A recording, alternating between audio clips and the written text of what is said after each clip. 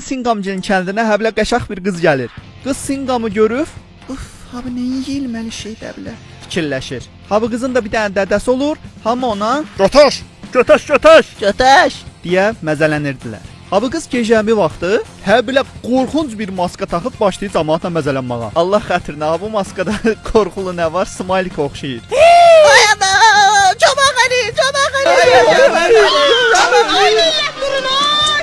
Ay milletler uyanın oy! Bostan Allah'ın bağı Allah'ın! Ayran Allah'ın yağı Allah'ın!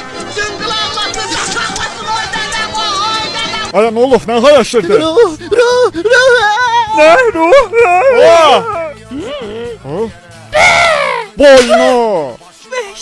Şah boyda qısan, niyə cəmaatın şeyinlə oynayırsan? Hörmətli cənab prezident İlham Əliyev təzə fərman verdi ki, əhalinin şeyinlə oynamayın, əsəbi ilə oynamayın, əhalinin qayğısına qalın. Qız Sinqama abijni qalır, deyir ki, buna şillə vurmasan narahatçılıq yoxdur bu həyatda.